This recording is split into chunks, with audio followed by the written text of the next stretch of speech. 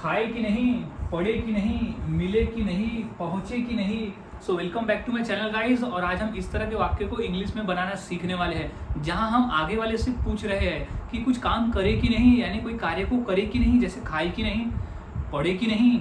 जब हम कहीं से आ रहे हो और हमें आगे कोई दिख गया और वो पढ़ने वाला था, तो हम पूछना पढ़े कि नहीं अभी तक, या पढ़े कि नहीं, उसे बोले कि नहीं, लिखे कि नहीं। तो आज हम ऐसे ही वाक्य को इंग्लिश में बनाना सीखने वाले हैं और उस फॉर्मूले से सीखेंगे जो काफ़ी आसान है। तो हर किसी के लिए ऐसे वाक्य को इस क्लास के बाद से इंग्लिश में बोलना एकदम आसान हो जाएगा कि किस तरह से ऐसे वाक्य को बोला जाता है। और आप इस क्लास को करने के बाद से ही इंग्लिश में बोलना शुरू कर दोगे इस वाक्य को, इस तरह के वाक्य को। और हाँ गाइस, मैंने ऐसे ही वाक्यों की 300 वाक्यों की फॉर्मूलेज बनाए हुए हैं जो हम रोजाना के बोलचाल में बोलते हैं। फॉर्मूले के साथ में आपको 5-6 एग्जाम्पल भी उसमें दिए गए कि किस तरह से इसे हम एग्जाम्पल के थ्रू भी बनाते हैं, तो आपको समझने के लिए वो आसानी होगी। तो आप मुझसे मात्र 150 रुपीज में खरीद सकते हो मेरे इस नंबर पर कॉन्टैक्ट करके।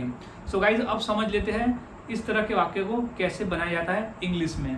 तो फॉर्मूला कहता है डिड यू सबसे पहले आएगा और डिड यू कॉमन रहेगा, ये याद में रखना है। डिड यू कॉमन रहेगा और सबसे पहले डिड यू लिखेंगे। डिड यू का मतलब होता है कि तुम, हम आगे वाले से पूछ रहे हैं ना कि खाए कि नहीं, पढ़े कि नहीं, बोले कि नहीं, तो डिड यू कॉमन रहेगा, ये याद में रख लेना है। ये कॉमन रहेगा यानी ये कांस्टेंट रहेगा, इसे लिखना ही पड़ेगा। अब V1 वो क्रिया है जो हम पूछ रहे हैं कि वो क्रिया किए कि नहीं, वो काम है।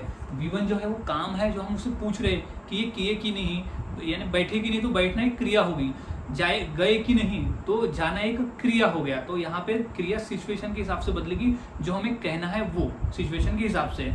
अब प्लस और नॉट का ही मतलब होता है कि नहीं, और नॉट का ही मतलब होता है कि नहीं, यानी और नॉट ही है ये कि नहीं, और नॉट है कि नहीं। तो और नॉट जो है वो कॉमन रहेगा, कांस्टेंट रहेगा, कॉमन रहेगा। और क्वेश्चन मार्क क्योंकि हम पूछ रहे हैं ना कि ये किए कि नहीं, बोले कि नहीं, पढ़े कि नहीं। तो अब हमने फॉर्मूला समझ लिया, did you plus V1 plus और नॉट। अब हम इसके हिसाब से वाक्य को बनाना सीखते ताकि आपको फॉर्मूले और अच्छे से समझ में आ जाए। जैसे खाए कि नहीं, अब खाए कि नहीं तो हम सामने वाले से पूछेंगे ना कि खाए कि नहीं। यहाँ बैठ के हम दूसरे से नहीं पूछेंगे खाए कि नहीं, तो हम सामने वाले से ही पूछ रहे, इसलिए यू का प्रयोग किया। तो क्या है, डिड यू। सबसे पहले आ जाएगा डिड यू। अब खाए कि नहीं, तो डिड यू, तो अब क्या है, खाना क्या है हमारा क्रिया, तो खाए का डिड यू ईट,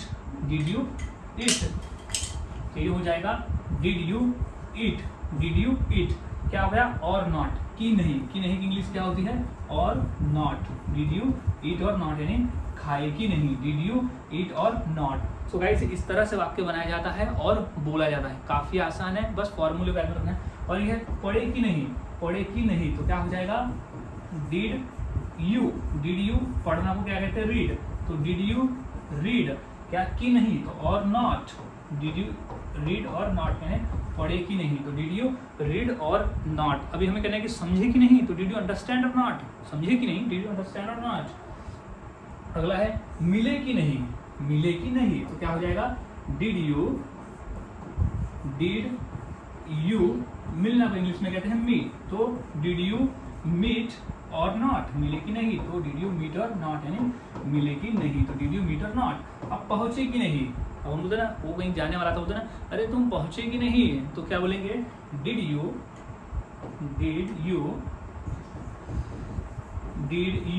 पहुंचना को इंग्लिश में कहते हैं रीच, तो डिड यू रीच और नॉट, या नहीं, तो और नॉट, डिड यू रीच और नॉट, यानी पहुंचे कि नहीं। हम पूछते ना, वहाँ कहीं जाने वाला था, अब वो पहुंचा कि नहीं पहुंचा, तो पूछना है, तो यार पहुंचे कि नहीं, तो डिड यू रीच और नॉट।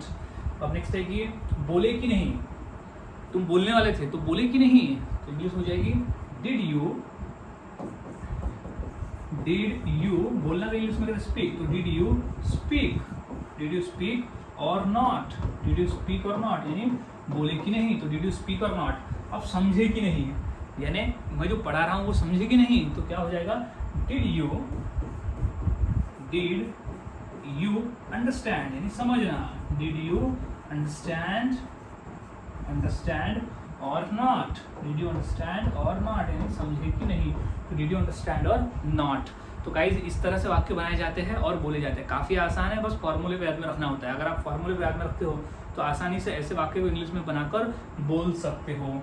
तो गाइज अब इसी फॉर्मूले के आधार पर मैं 2 वाक्य देता हूँ। इंग्लिश क्या होगी मुझे कमेंट में जरूर बताएं। जैसे लिखेगी नहीं और देखेगी नहीं, तो ये 2 वाक्य की इंग्लिश क्या होगी मुझे कमेंट सेक्शन में जरूर बताएं। यानी देखेगी नहीं तो बोलते ना तुम पिक्चर देखने वाले थे तो तुम देखेगी नहीं, तुम लिखने वाले थे तो लिखे कि नहीं, तुम आए कि नहीं, तुम बोले कि नहीं, तुम पढ़े कि नहीं, तुम सोए कि नहीं।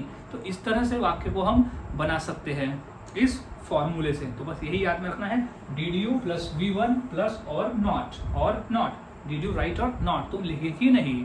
तो गाइज इस तरह से आसान है वाक्य को बनाना, बस फॉर्मूले को याद में रखना है और वाक्य की प्रैक्टिस करना है। जितना अधिक आप प्रैक्टिस करोगे उतना आसान हो जाता है वाक्य को बनाना और फिर से रोजाना की बोलचाल में बोलना।